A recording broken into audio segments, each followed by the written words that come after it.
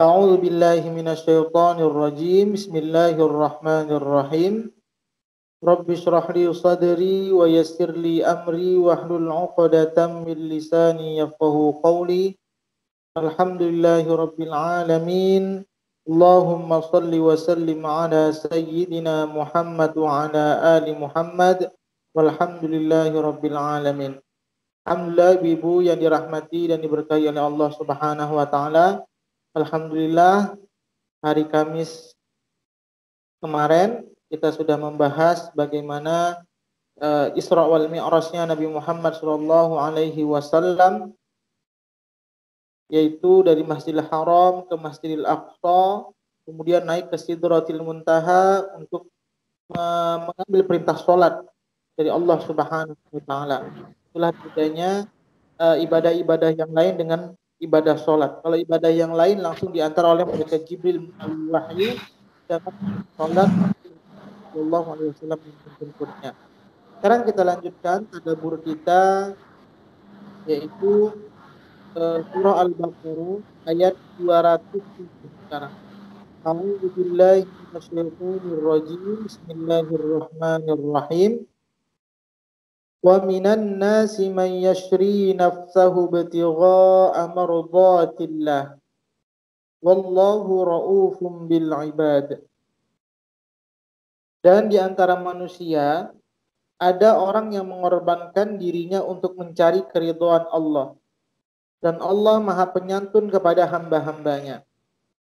Di dalam ayat ini membahas, sebelumnya kita sudah membahas bagaimana karakter orang kafir ketika berdoa. Dia selalu meminta urusan dunianya saja, baik cara halal maupun haram, yang penting urusan dunia dia terpenuhi. Itu di ayat 200. Kemudian bagaimana orang beriman dalam hal berdoa, yaitu ayat 201. Wa minhum man yaqulu rabbana atina fid dunya hasanah. Minta dunia dan akhiratnya dua-duanya dalam hal kebaikan.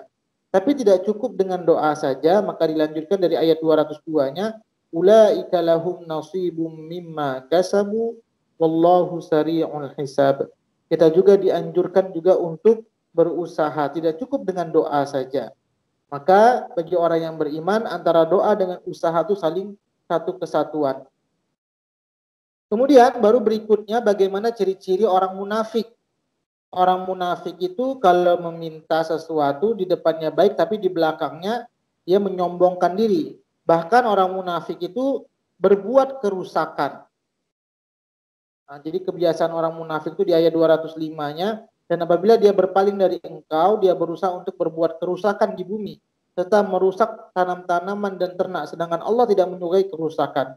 Ini bagi orang-orang yang ketika haji ketika itu. Jadi orang-orang munafik itu ya di depannya baik, tapi di belakang itu dia membuat kerusakan-kerusakan. Nah, di ayat 207 ini yang akan kita tadabburi sekarang, ini adalah bagaimana karakter orang beriman kembali. Sebelumnya kita sudah membahas tentang berjihad.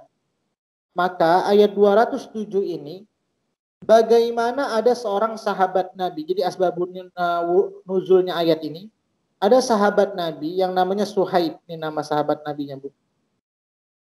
Nama sahabat Nabinya Suhaib.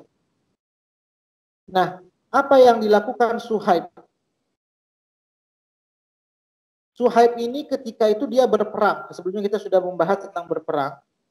Suhaib ini ketika berperang, dia bukan sekedar mengorbankan jiwanya saja, tapi Suhaib juga mengorbankan seluruh hartanya. Maka pernah juga saya sampaikan kepada ibu-ibu semuanya, kalaupun seandainya kita tidak bisa ikut berperang, atau seandainya kita tidak bisa berjuang di jalan Allah Subhanahu wa taala, paling tidak kita mengeluarkan sebagian harta kita untuk di jalan Allah Subhanahu wa taala. Akan tetapi tidak, apa yang dilakukan oleh Suhaib, Suhaib ini ketika berperang, nyawanya juga ikut berperang, jiwanya, hartanya juga dia berikan untuk di jalan Allah Subhanahu wa taala untuk membekali perang. Maka di sini kata Umar bin Khattab, ya Bu ya, ini sekata Umar bin Khattab. Apa kata Umar bin Khattab dalam ayat ini? Wa minan nasi man yashri nafsahu ibtigha'a mardatillah. Dikatakan bahwa Suhaib ini apa? Dia sudah melakukan perjualbelian dengan Allah Subhanahu wa taala. Ini wa minan nasi may yashri. Bahasa Arabnya jual beli itu adalah yashtara yastari. Maka di sini dikatakan dan di antara manusia ada yang mengorbankan dirinya untuk mencari keridhaan Allah. Bahasa Arabnya menjual beli itu yashtari. Bahwa apa dikatakan? Bahwa Suhaib tersebut dia sudah melakukan perdagangan dengan Allah Subhanahu wa taala yang menguntungkan luar biasa. Kalau manusia melakukan perdagangan di antara sesama manusia, itu ada untung dan ruginya. Tapi kalau seorang hamba yang melakukan perdagangan dengan Allah Subhanahu wa taala, maka tidak ada ruginya sedikit pun. Mana dalilnya yang menjelaskan? Ini ayat ini sebenarnya nih tentang Suhaib ya Bu ya. Ayat ini sudah pernah saya jelaskan di pengajian ibu-ibu ini. Surat At-Taubah, Innallaha ashtara, ada kata-kata yashtara. Bagaimana sih sebenarnya seorang hamba itu ingin melakukan perjual beli dengan Allah? Contohnya seperti Suhaib tadi, bukan dia sekedar mengorbankan jiwanya saja, tapi hartanya juga dia berikan untuk di jalan Allah Subhanahu wa taala. Ini ada dalam surah At-Taubah ayat ke-111. Mungkin bisa kita buka Ibu, kita ulang ini sebagai ibu-ibu. Di contoh di Ummahat sudah pernah saya sampaikan ini tentang tadabbur ini. Boleh kita buka lagi At-Taubah ayat 111. Nah, bagaimana sebenarnya seorang hamba itu dikatakan berjual beli dengan Allah Subhanahu wa taala?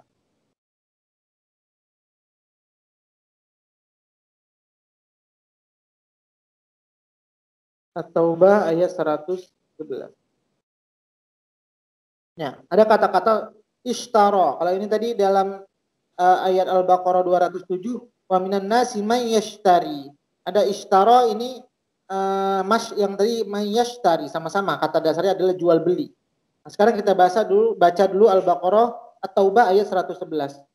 Innallaha ashtara minal mu'minina anfusahum wa amwalahum bi anna lahumul jannah. Sesungguhnya Allah membeli orang-orang yang mukmin, orang-orang yang beriman itu baik diri maupun harta mereka dengan memberikan surga untuk mereka.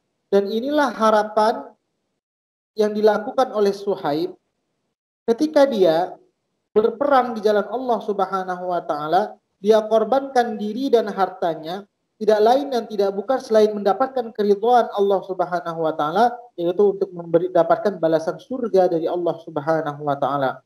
Kalau kita melakukan perdagangan di antara sesama manusia, maka nilai tukarnya adalah uang atau barang.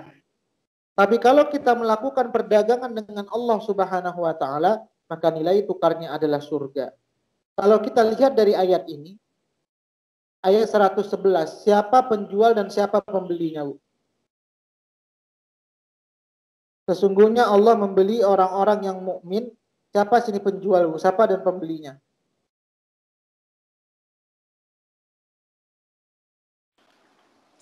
Allah pembeli ya, Ustaz. Penjual. Ya, Allah jualnya orang itu adalah pedagangnya. Nah, ini jadi Allah pembelinya. Nah, Allah membeli diri kita dan harta kita.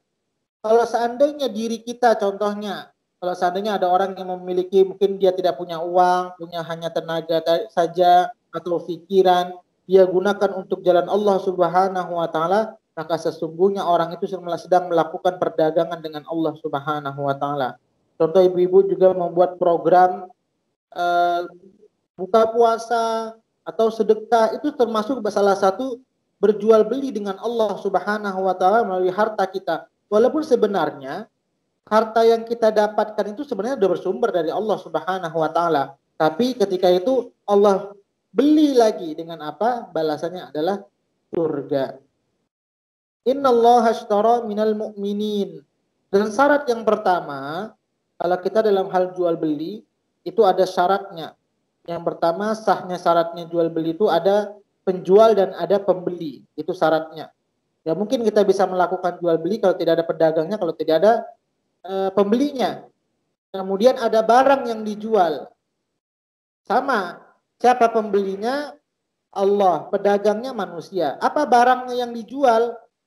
Barangnya yang dijual diri kita dan harta kita. Kemudian apalagi syarat berikutnya? Dalam hal berdagang itu tidak sah apabila dilakukan oleh orang gila.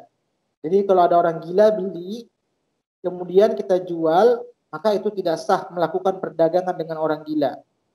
Sahnya melakukan perdagangan itu dengan orang-orang yang akalnya sehat dan dewasa, bisa membedakan antara yang benar dan mana yang salah. Begitu juga dengan Allah Subhanahu wa taala. Allah itu baru mau menerima perdagangan hambanya ketika seorang hamba itu beriman kepada Allah Subhanahu wa taala. Contoh, ada orang kafir, hartanya banyak sekali, dia membantu orang-orang, maka itu tidak terhitung melakukan perdagangan dengan Allah Subhanahu wa taala. Kenapa? Karena syaratnya harus mukmin, beriman kepada Allah Subhanahu wa taala. Ini Bu ya. Jadi kata-kata perdagangan itu di Quran itu banyak sekali. Ada orang dalam hal berdagang juga Bu ya. Ini kata-kata fastabshiru, ini juga melakukan perdagangan. Fastabshiru bi bai'ikumul ladzi bay'atum bi. Maka bergembira dengan jual beli yang telah kamu lakukan itu, dengan demikian itu kemenangan yang agung. Jadi orang yang melakukan perjual belian atau perdagangan dengan Allah Subhanahu wa taala, maka sesungguhnya orang itu akan dekat dengan kemenangan. Kenapa? Karena kalau kita jual beli dengan Allah Subhanahu wa taala tidak akan ada ruginya sedikit pun. Kemudian mana lagi kata-kata jual beli di dalam Al-Qur'an selain Al-Baqarah tadi yang kita temukan, sebagaimana Suhaib, ciri-ciri orang beriman itu bukan sekedar urusan dunianya saja yang dia pentingkan. Selain urusan dunianya, untuk akhiratnya juga dia harus persiapkan. Kemudian, mana lagi kata-kata jual beli, yaitu dalam surah Al-Hadid. Surah Al-Hadid, surah 75 ayat 11. Boleh dibuka Bu, 75 ayat 11.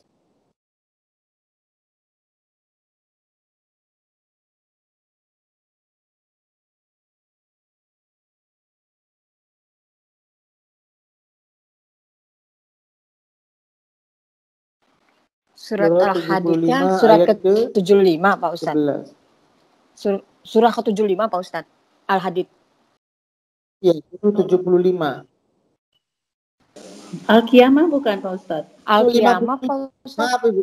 Surah 57. Oh, 57. Ayat 57 ayat 11. Oh, iya. Al-Hadid.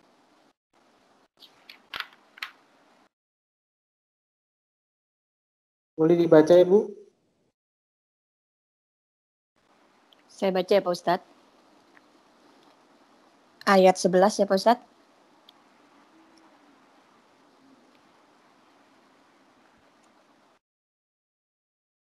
Saya kok nggak dengar suara Pak Ustadz ya?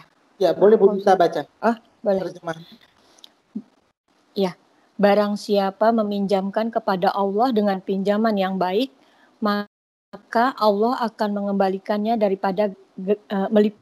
mengembalikannya berlipat ganda untuknya dan baginya pahala yang mulia. Iya. Dalam hal kita berdagang, ada juga namanya ada cash, ada kredit. Begitu juga kita dengan Allah Subhanahu wa taala. Dalam hal berdagang dengan Allah Subhanahu wa taala juga ada cash, ada kredit. Contoh, bagaimana salah satunya ketika kita memberikan pinjaman dengan Allah Subhanahu wa taala.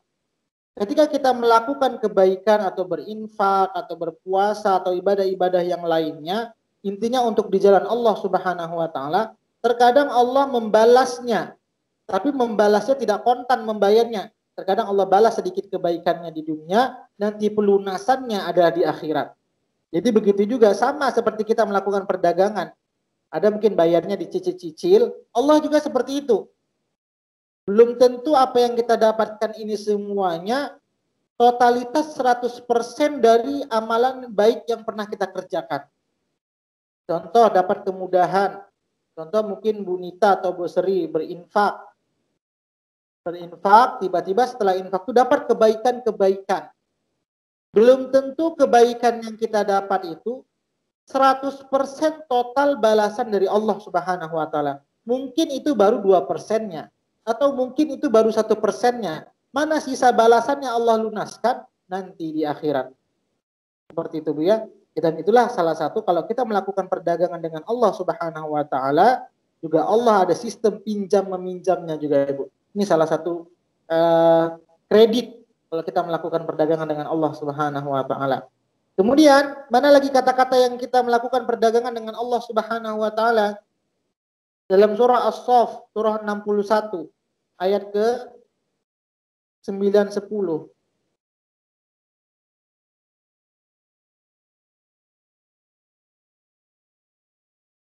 Ayat ke bukan 9 10 11, maaf Ibu.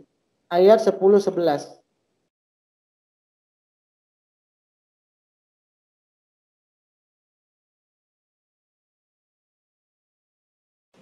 Boleh dibaca Pak Ustadz. Boleh dibaca Ibu? 61 ayat 11 ya Pak Ustadz ya. Ayat 10 dan 11. Wahai orang-orang yang beriman, maukah kamu aku tunjukkan suatu perdagangan yang dapat menyelamatkan kamu dari azab yang pedih? Yaitu, kamu beriman kepada Allah dan Rasul-Nya dan berjihad di jalan Allah dengan harta dan jiwamu. Itulah yang lebih baik bagi kamu jika kamu mengetahuinya. Nah, jadi di sini dikatakan, wahai orang-orang yang beriman, maukah aku tunjukkan perdagangan yang menyelamatkan kamu dari azab yang pedih? Dan inilah yang dilakukan Suhaib di ayat Al-Baqarah ayat 207 tadi. Apa yang dilakukan Suhaib ketika berperang? Bukan sekedar jiwanya saja yang ia berikan, tapi hartanya juga ia berikan, sehingga apa dikatakan? Dan dia juga tu'minuna billah, percaya kepada Allah, percaya kepada Rasulullah, sehingga fadzalikum khairul lakum in kuntum ta'lamun. Ayat di sini dikatakan, itulah yang lebih baik bagi kamu jika kamu mengetahui. Inilah karena ketahuannya Suhaib tadi, dia tidak ragu-ragu lagi dalam hal berjuang di jalan Allah Subhanahu wa taala. Kemudian mana lagi ayat-ayat yang mengatakan tentang perdagangan dengan Allah Subhanahu wa taala? Ada dalam surah Fatir.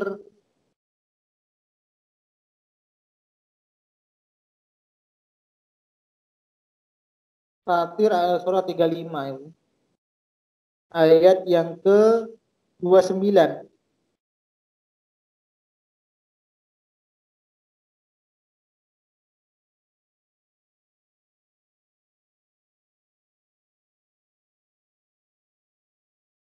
Boleh dibaca Bu, Fatir 29.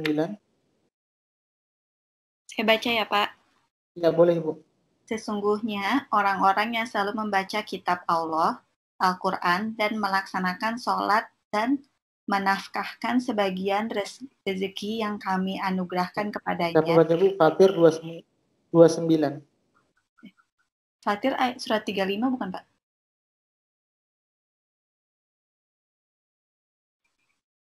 Pak Ustadz?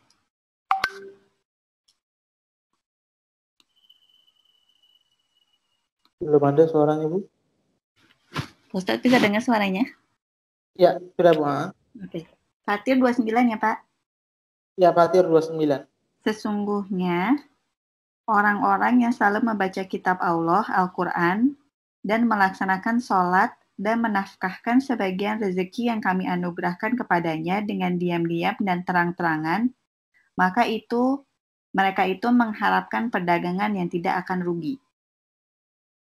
Nah, jadi salah satu di sini juga bagaimana seorang hamba itu kalau ingin melakukan perdagangan dengan Allah, dan perdagangan itu tidak akan rugi sedikit pun. Yang pertama kita diperintahkan baca Quran, melakukan sholat, kemudian juga berinfak.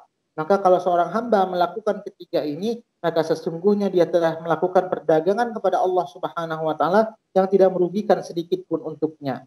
Nah, inilah salah satu ayat-ayat yang membahas bagaimana ketika kita melakukan perdagangan dengan Allah Subhanahu wa taala. Nah, paling tidak apa yang harus kita persiapkan kalau kita ingin melakukan perdagangan dengan Allah Subhanahu wa taala? Itu lanjutannya dalam surah At-Taubah ayat 112-nya, Ibu.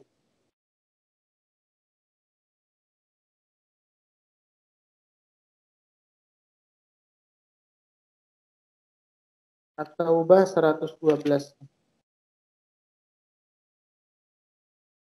Nah, apa yang harus kita persiapkan kalau kita ingin melakukan perdagangan dengan Allah Subhanahu wa taala? Di sini ada beberapa. Yang pertama, at-taibun. Yang kedua, al-abidun. Yang ketiga, al-hamidun. Yang keempat, as-saihun. Yang kelima, ar-raki'un. Berikutnya, as-sajidun.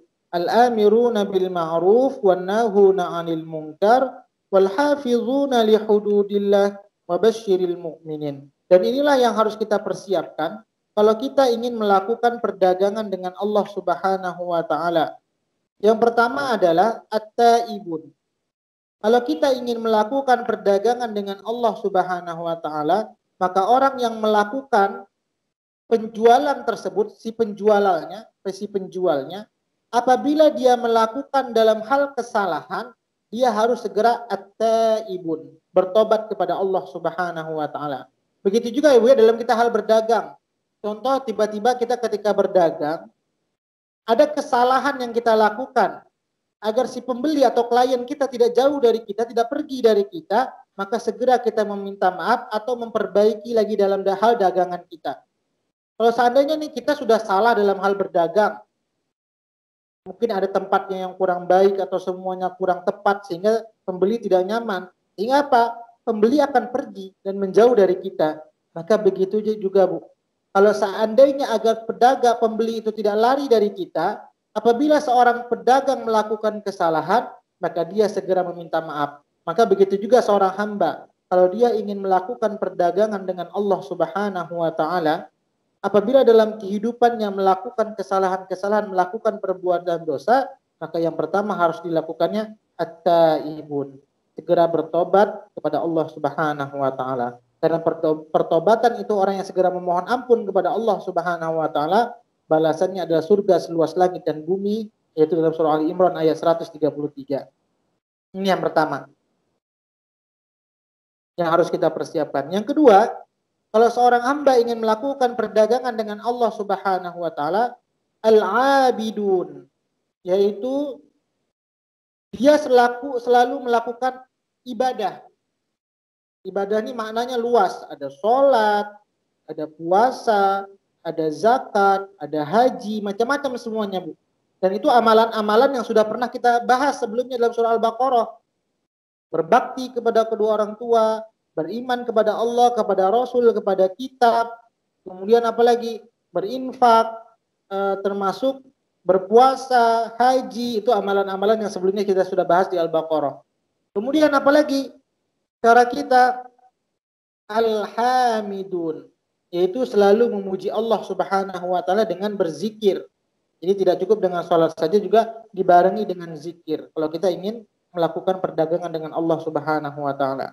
Kemudian apalagi as-saihun. Apa ini as-saihun? Yaitu melakukan perjalanan atau mengembara atau melakukan perjalanan yang perjalanan itu menambah keimanan kita. Contoh mencari ilmu atau ke majelis ilmu atau melakukan perjalanan untuk agama Allah Subhanahu wa taala. Itu salah satu orang-orang yang berjihad di jalan Allah, itu juga melakukan perdagangan dengan Allah. Seorang pelajar penuntut ilmu, ketika dia menuntut ilmu sebenarnya sesungguhnya mereka itu adalah sedang melakukan perdagangan dengan Allah Subhanahu wa taala. Kemudian ar-raki'un, orang-orang yang selalu ruku ini sholat. Kemudian as-sajidun, mana sujud ini luas. Kenapa dipisahkan antara ruku dengan sujud? Karena ruku ini diterjemahkan adalah sholat, sedangkan as-sajidun ini maknanya lebih luas. Kemarin pernah saya sampaikan waktu kita bahas tajwid, sujud itu paling tidak ada 4. Sujud ketika sholat, sujud ketika lupa dalam kondisi sholat, sujud syukur, kemudian sujud tilawah. Jadi makna sujud ini lebih luas. Kemudian al-amiruna bil ma'ruf wan nahuna 'anil munkar, yaitu mengajak kepada yang ma'ruf dan mencegah kepada yang mungkar. Kemudian yang berikutnya, bagaimana seorang itu melakukan perdagangan dengan Allah Subhanahu wa taala? Wal hafizuna li hududillah, yaitu orang-orang yang selalu memelihara hukum-hukum Allah Subhanahu wa taala. Inilah persiapan-persiapan yang harus kita persiapkan kalau kita ingin melakukan perdagangan dengan Allah Subhanahu wa taala. Kembali kita ke surah Al-Baqarah itu. Ke dapur kita.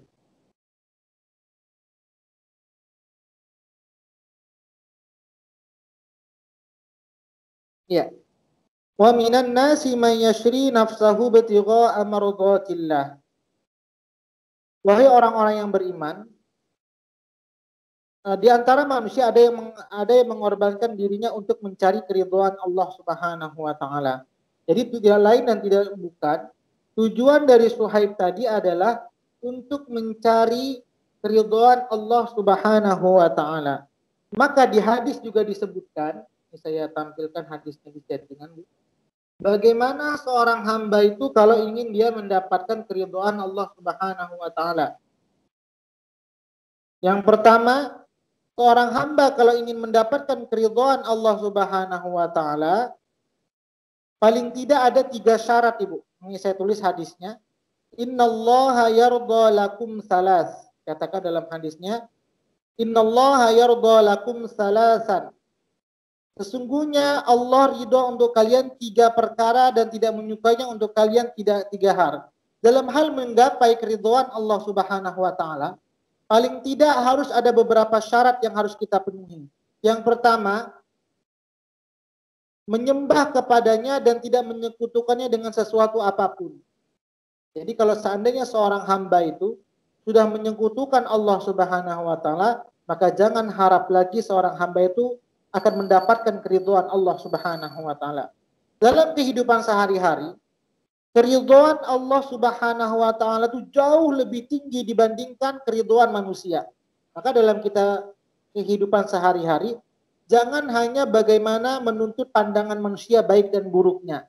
Tapi apa yang kita lakukan itu, amalan apapun yang kita kerjakan, yang pertama yang kita harapkan bagaimana Allah ridhoi pekerjaan kita. Nah, kalau manusia itu berbeda-beda, Bu ya, ada yang suka, ada yang tidak. Tapi yang terpenting bagaimana apa yang kita kerjakan itu Allah suka dan ridho. Inilah seorang hamba yang harus dituntutnya atau yang diinginkannya ketika melakukan amal-amalan kebaikan. Yang kedua, bagaimana cara meraih keridhaan Allah Subhanahu wa taala? Itu Allah ridho jika kalian berpegang teguh pada talinya secara bersama-sama dan tidak menyukai perpecahan. Ini juga, Bu ya, di antara sesama manusia juga berpegang teguh kepada tali Allah, yaitu apa tali Allah? Al-Quran dan Sunnah. Kemudian dalam kehidupan jangan suka berpecah, bercerai-berai. Yang Allah tidak suka. Kalau seandainya sesama manusia suka gontok-gontokan, berantem, tidak nyaman satu sama lain, maka itu juga akan menjauhkan dari keridhaan Allah Subhanahu wa taala. Kemudian yang ketiga, Allah meridhoi kalian saling memberi nasihat terhadap orang yang diutusnya untuk mengurus urusan kalian. Maka maksudnya di sini apa? Apabila seorang pemimpin, maka tadi kalau kita lihat dalam surah At-Taubah tadi, wal hafizuna li hududillah. Orang-orang yang menjaga hukum-hukum Allah Subhanahu wa taala. Maka apa kaitannya dengan nomor 3 ini? Apabila seorang hamba diangkat menjadi pemimpin, kemudian bagi kita apabila seorang pemimpin itu melanggar dari hukum-hukum Allah atau lari dari norma-norma agama, maka berhak kita untuk mengingatkannya. Kenapa? Kalau seandainya kita biarkan saja, maka Allah akan jauh, maka keridhaan Allah akan jauh dari meliputi dalam kehidupan kita.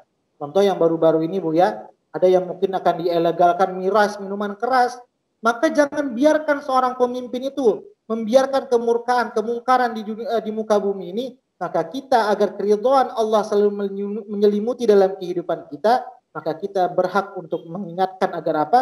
Hukum-hukum Allah terjaga di muka bumi ini. Maka wal hafizu li hududillah, yaitu memelihara hukum-hukum Allah Subhanahu wa taala. Dan sebaliknya, bagaimana keridhaan Allah itu jauh dalam kehidupan kita? Yang pertama, saling berbantah-bantahan, banyak permintaan dan menyia-nyiakan harta. Maka orang yang menyia-nyiakan harta itu akan jauh dari keridhaan Allah Subhanahu wa taala. Maka inilah yang dilakukan tadi Suhaib.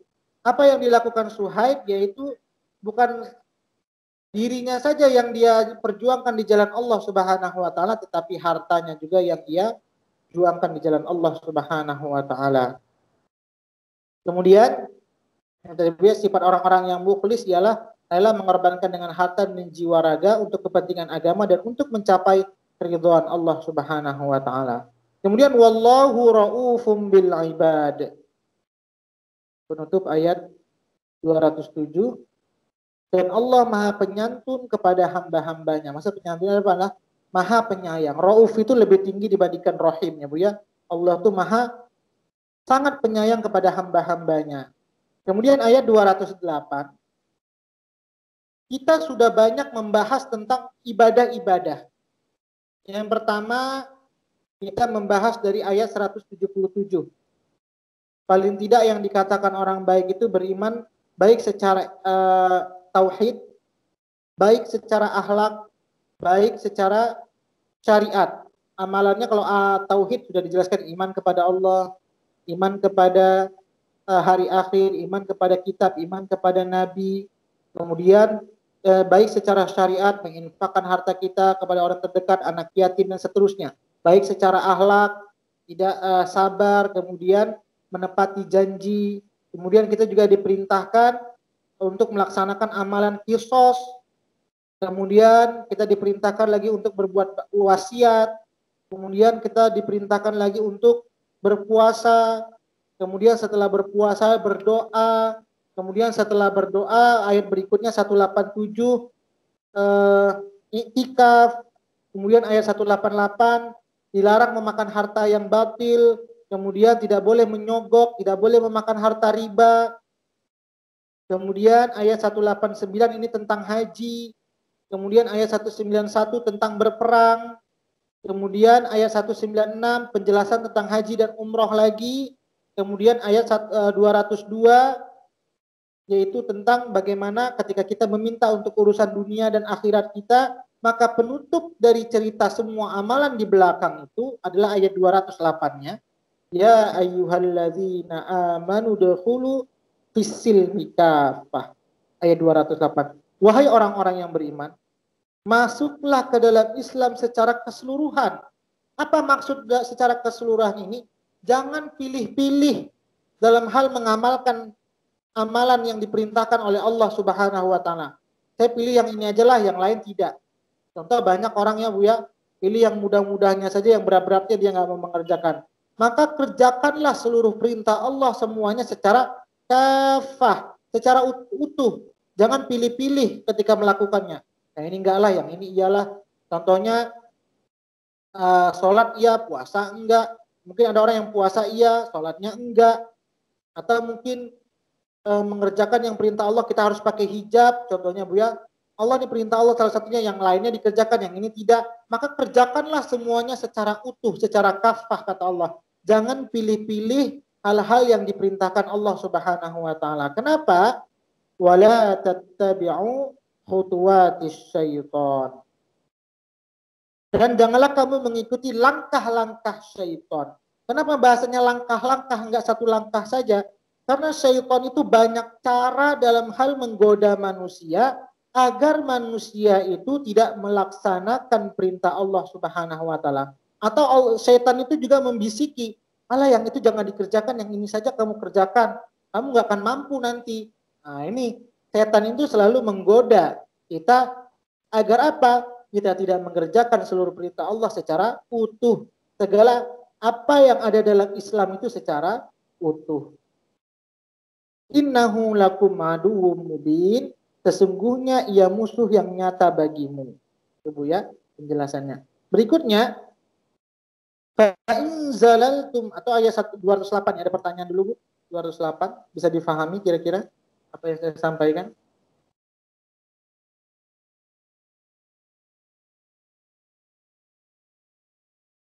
Insyaallah Pak Ustadz. Insyaallah. Jadi intinya ayat 208 ini adalah mengamalkan agama itu secara utuh, jangan milih-milih. Nah, ayat 209, fa'in zalaltum min ba'di ma ja'atkumul bayyinatu fa'lamu annallaha azizun hakim.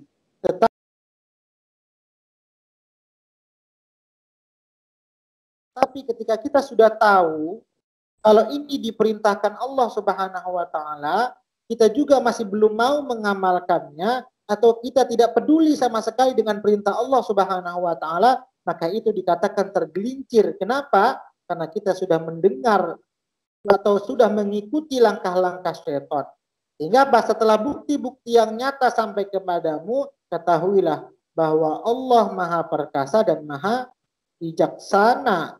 Maka Allah nanti akan menentukan kepada orang tersebut Untuk apa nanti orang akan apa yang diberikan kepada orang tersebut kalau dia tidak melaksanakan perintah Allah Subhanahu wa taala. Maka ayat 210-nya, hal yanzuruna illa an ta'tiyahumul ayatiyahumullahu fi dhulalin minal ghamami wal malaikatu wa qudiyal amr wa ilallahi turja'ul umur.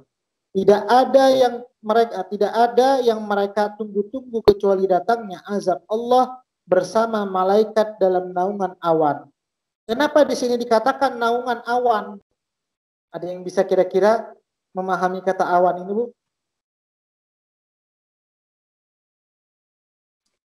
Awam, kurang Bagaimana kata awan? awam ya Ustadz. Kita kembali ke cerita dahulu lagi, Bu.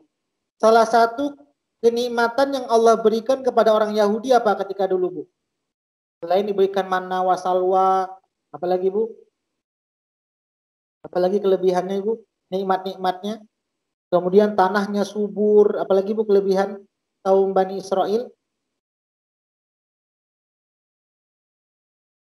Yaitu kelebihan Bani Israel itu kalau jalan pernah mereka itu dinaungi oleh awan. Masih ingat, Ibu? Bukannya Rasulullah, Pak Ustadz? Rasulullah iya, orang Bani Israel pun iya. Kita lihat ayatnya, Bu, ya. Rasulullah itu salah satu kemujizatannya dinaungi oleh awan. Kemudian kita lihat juga bagaimana kaum Bani Israel. Ayat 57 Al-Baqarah, kita kembali ke tadabbur yang lama.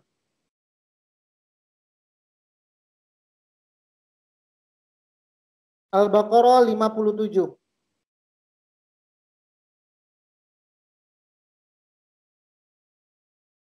Boleh dibaca, Bu Momi? Ini ditutup. 57 Pak Ustadz. Dan kami menaungi kamu dengan awan, dan kami menurunkan kepadamu man dan salwa. Makanlah makanan yang baik-baik dari rezeki yang telah kami berikan kepada. Mereka tidak menzalimi kami, tetapi justru merekalah yang menzalimi diri sendiri. Nah, salah satu nikmat yang Allah berikan kepada kaum Bani Israel itu adalah mereka dinaungi oleh awan. Ini bukan seperti ini Nabi Muhammad selamanya dinaungi, tidak. Ketika mereka terjadi kepanasan, ini nikmat yang begitu banyak. Ketika mereka melakukan perjalanan, mereka dinaungi oleh awan. Ini pernah kita sudah tadabbur dahulu. Maka begitu juga, ini sebenarnya kaitannya kepada Bani Israel. Apa maksudnya? Jangan seperti Bani Israel dalam kehidupan kita. Nikmat sudah diberi banyak oleh Allah Subhanahu wa taala, tapi sedikit pun tidak mau melaksanakan perintah Allah, malah sebaliknya mendurhakai Allah Subhanahu wa taala. Sehingga apa kata Allah? Tidak ada yang mereka tunggu-tunggu kecuali dengan azab Allah bersama malaikat dalam naungan awan, sedangkan mereka telah diputuskan dan kepada Allah segala perkara dikembalikan. Maksudnya di sini kalau seandainya sudah jelas bukti-bukti perintah Allah Subhanahu wa taala itu, kemudian kita tidak mau melaksanakannya, malah kita mengikuti bisikan-bisikan syaitan, ingat, kisah dahulu sudah ada contohnya, yaitu kaum Bani Israel yang begitu banyak sudah diberikan nikmat oleh Allah Subhanahu wa taala, bahkan nikmatnya itu di luar yang terjadi dengan kondisi sekarang, dinaungi awan, diberikan manna wa salwa, kemudian ketika dipukulkan tongkat itu ketika mereka menghaus keluar dari 12 pancar air sehingga mereka juga tidak kehausan, tapi apa yang mereka balas? Mereka melakukan kedurhakaan kepada Allah Subhanahu wa taala. Maka kita belajar dari mereka, jangan sampai kita juga seperti mereka. Kenapa? Jangan sampai juga syaitan, kita mengikuti langkah-langkah syaitan dalam menjalani kehidupan ini. Inilah tadabbur kita, Bu, sampai ayat 210. Ada pertanyaan, Ibu? Tadabbur kita sampai ayat 210 saja, Bu. Atau saya lanjutkan. Ini penjelasannya, Bu, ya. Yang Bani Israel itu 211-nya. Sal Bani Israil kam atainahum min ayatin bayyinah wa may yubadil. Ini yang saya jelaskan tadi di ayat 210-nya tadi tentang manna wa salwa dan awan. Sal Bani Israil kam atainahum min ayatin bayyinah Wa may yubaddil ni'matallahi min ba'di ma ja'athu fa innallaha syadidul iqab. Tanyakanlah kepada Bani Israel, berapa banyak bukti yang nyata yang telah kami berikan kepada mereka. Barang siapa menukar nikmat Allah setelah nikmat itu datang kepada mereka, maka sungguh Allah sangat keras hukumannya. Inilah Bu ya. Ayat 211. Ya Bu ha? Ustadz, ini kaum Bani Israel. Israel ya tadi Ustadz. Di Ya, ayat 50 tadi itu. Itu termasuk kita atau bagaimana Ustadz? Sebab apakah kita masih dinaungi awan? Sebab kita kan ada awan juga Ustadz. Yang dimaksud yang Allah berikan ketika itu kaum Bani Israel melakukan perjalanan Bu ya. Kemudian karena saking panasnya dinaungi oleh awan sehingga tidak terasa panas. Awan itu bergerak sesuai di mana orang itu jalan. Kalau kita kan tidak Bu. Iya. Kita awan memang sudah berada awan di atas, tapi awan itu tidak bergerak kemana kita ikut pergi. Seperti itu Bu. Awan itu bergerak sesuai dengan peredarannya. Kalau kaum Bani Israel itu tidak. Awan itu bergerak mengikuti mereka berjalan. Baik Ustaz. Salah satu kenikmatan yang Allah berikan kepada mereka. Maka bahasanya bukan kepada kita juga Ustaz. Ya. Gimana Ibu? Bukan, maksudnya kenikmatan itu bukan seperti yang kita nikmati sekarang ini, bukan? Kalau awan itu memang sudah aturan bumi ya Bu ya. Kalau memang sudah ketetapan yang ada awan akan turun hujan. Tapi kespesialan dari awan itu mengikut menaungi mereka. Kalau itu kan memang awan sudah ada awan, planet, matahari semua sudah akan mereka tetap sama.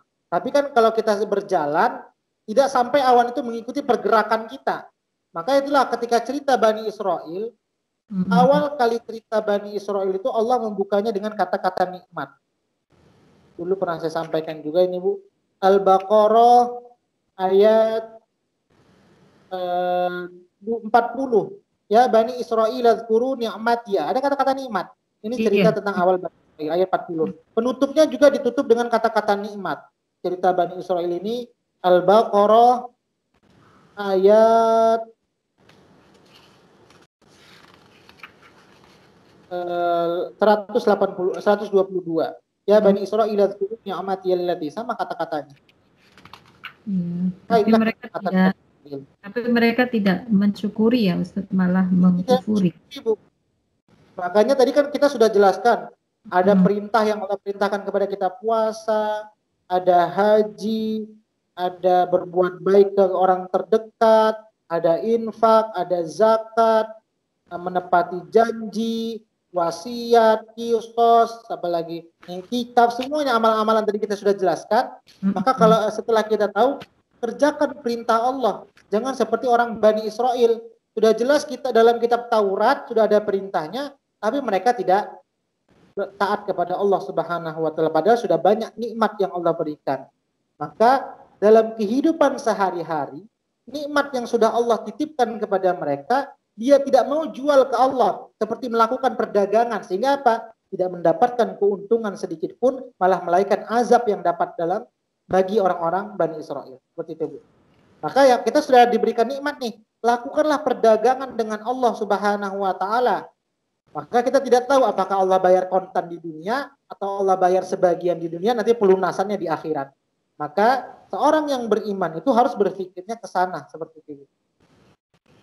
Jadi maksudnya Bani Israel ini kaum kafir dengan kaum Nasrani ya Ustaz? Kalau Bani Israel ini ada dua Bu, Yahudi dan Nasoro kalau dikatakan Bu. Ya Yahudi dan Nasrani. Iya, Israel. Itu sampai sekarang juga disebut begitu ya Ustadz ya? Sampai sekarang masih disebut Bani Israel Bu ya, daerah Palestina sana, orang Israel. Iya baik Ustadz. Terima kasih Ustadz. Ustadz. Iya Bu ha. Dari Bani Israel itu nggak ada satupun yang taat ke Allah gitu? Iya. Dari mereka ada yang taat kepada Allah. Contohnya yang kemarin kita tadabbur, cikal bakal Bani Israel itu Ibu, kemarin kita membahas Isra wal Mi'raj, itu baru ayat 2-nya. Ayat ketiganya itu sebenarnya ada kaitannya dengan Bani Israel. Bani Israel itu cikal bakalnya adalah Al-Isra ayat ketiganya. Kemarin kita baru tadabbur ayat kedua.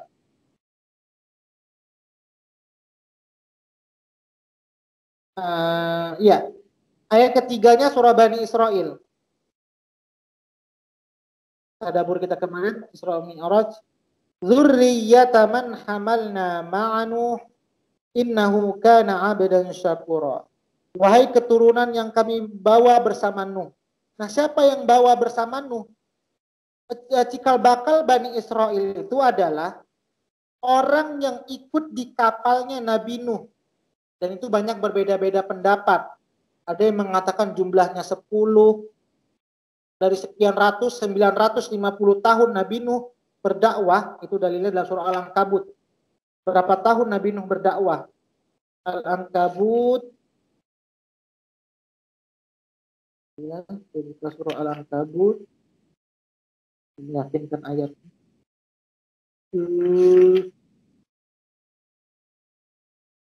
Al-Ankabut ayat 14. Walaqad arsalna Nuhan ila qaumihi falabitha fihim alfasanatin illa khamsina 'ama fa'akhadhahumut tufan wa hum zalimun.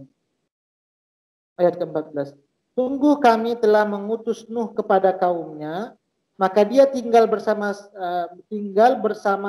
mereka selama 1000 tahun kurang 50 tahun. Berarti 1000 kurang 50, berapa tahun Nabi Nuh berdakwah? 950 tahun. Nah, ini para ulama berbeda-beda pendapat tentang berapa yang taat. Ada yang mengatakan 8. Ada yang mengatakan 10. Ada yang mengatakan 80. Ini berbeda-beda pendapat. Kalau seandainya kita ambil yang 8, dalam perahu Nabi Nuh itu hanya 8 orang, berarti Nabi Nuh itu dalam 100 tahun tidak sampai 1 pengikutnya.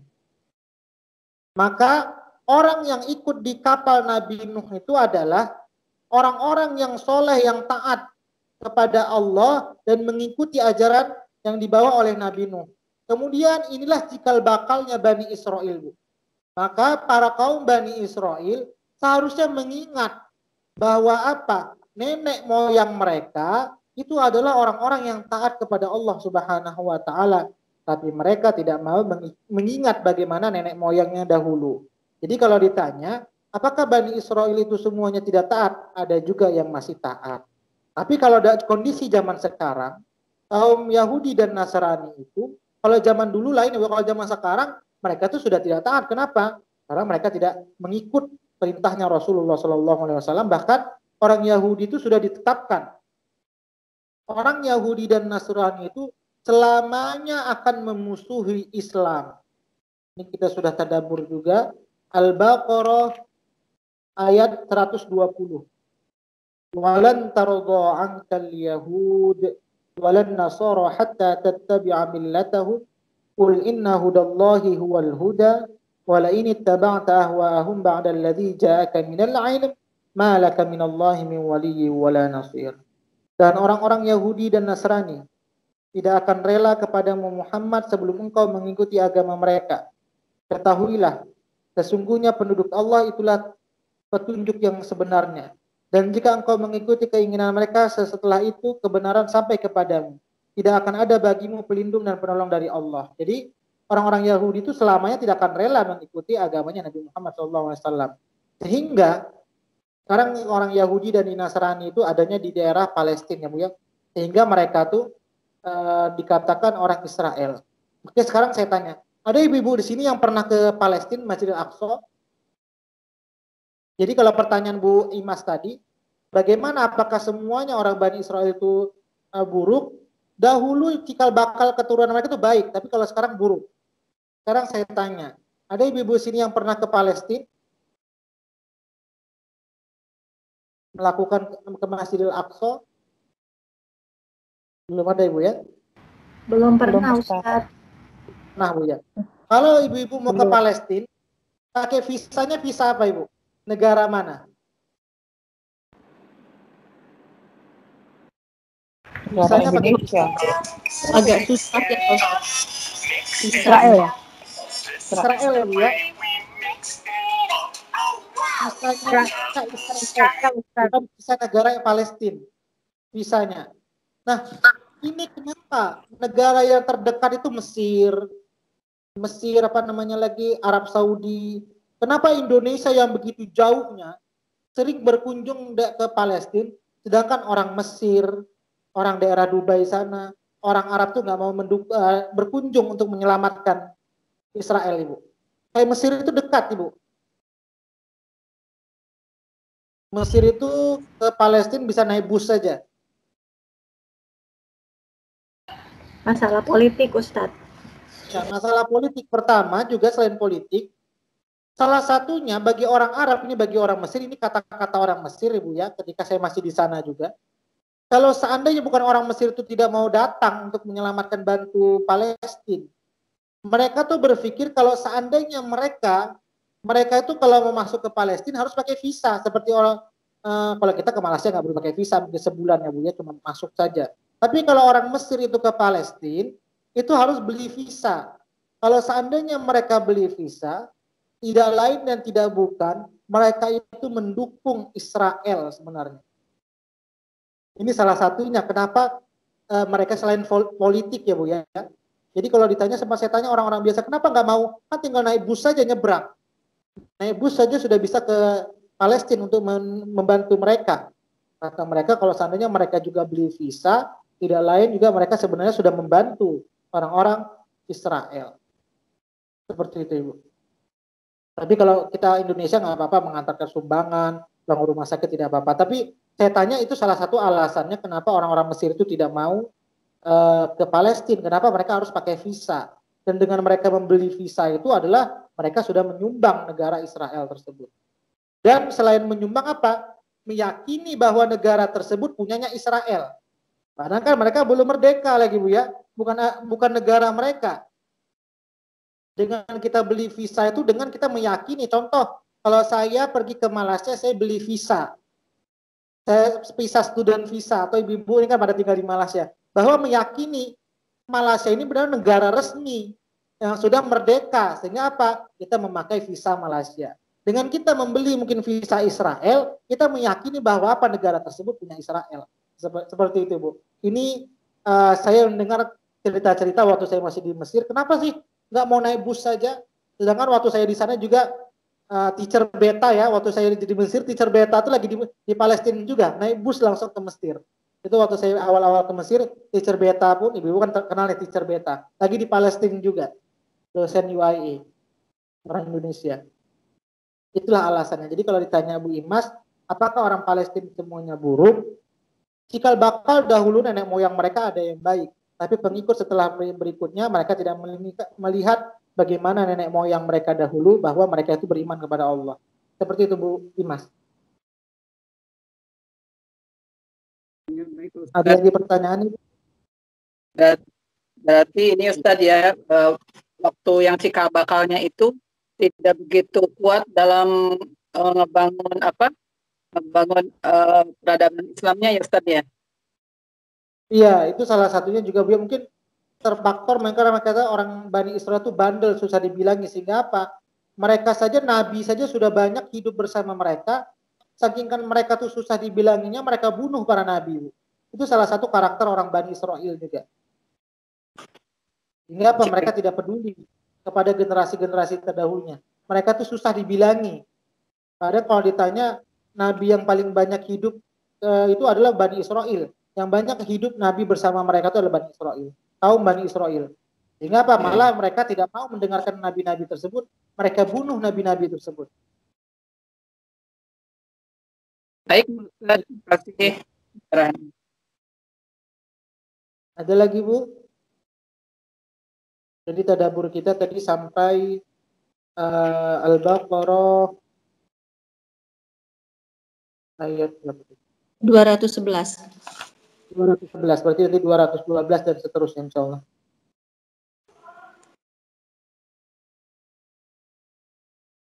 Ya ada lagi Bu, kalau tidak ada mungkin kita cukupkan. Ada tadi yang belum baca, Bu Famela ada atau Bu Feti? Bu Famela yang ada, Bu Feti tidak ada. Oke, kalau tidak ada pertanyaan lagi Bu, insya Allah nanti kita ketemu di hari Senin.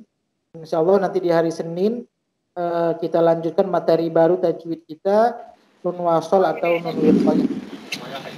Ustaz, Maaf, lagi di supermarket, kayaknya nggak apa-apa dilewatin aja. Tadi saya dengar Oh, ininya nggak aja. apa-apa. Kalau tidak ada lagi berarti kita cukupkan saja. Setelah ini doa, mungkin saya juga kalau tidak bisa baca, saya langsung keluar juga. Insya Allah nanti untuk di hari Senin, pertanyaannya setelah baca, untuk menyetorkan bacaan doa ayat sajadah wajihiyah. Seperti itu Bu ya. Sajadah wajihiyah lilladzi khalaqahu wa sawwarahu wa syaqqa sam'ahu wa basarahu bihaulihi wa quwwatihi fatabarakallahu ahsanul khaliqin. Dan materi tambahannya adalah insya Allah nun wiqayah atau nun wasol. Ini saja mungkin yang dapat saya sampaikan. Lebih kurangnya mohon maaf. Semoga yang sedikit ini bisa bermanfaat untuk ibu-ibu semuanya. Kita tutup dengan doa. A'udzu billahi minasy syaithanir rajim. Bismillahirrahmanirrahim. Alhamdulillahi rabbil alamin. Hamdan yuwafi ni'amahu wa yukafi'u mazidah. Ya Rabbana lakal hamdu kama yanbaghi li jalali wajhikal karim wa 'azimi sultanik. Allahumma salli wa sallim ala sayyidina Muhammad. Allahumma rahamna bil Qur'an. Allahumma ja'alna min ahlil Qur'an. Allahumma nawwir qulubana bil Qur'an. Wa zayyin akhlaqana bil Qur'an. Wa adkhilna al jannata bil Qur'an. Wa najjina minan nari bil Qur'an. Rabbana atina fid dunya hasanah وفي الآخرة حسنة وقنا عذاب النار وصلى الله على سيدنا محمد وعلى آله وصحبه وسلم سبحان ربك رب العزة عما يصفون وسلام على المرسلين والحمد لله رب العالمين. Alhamdulillah, ini saja dapat saya sampaikan. Lebih kurangnya mohon maaf. Assalamualaikum warahmatullahi wabarakatuh.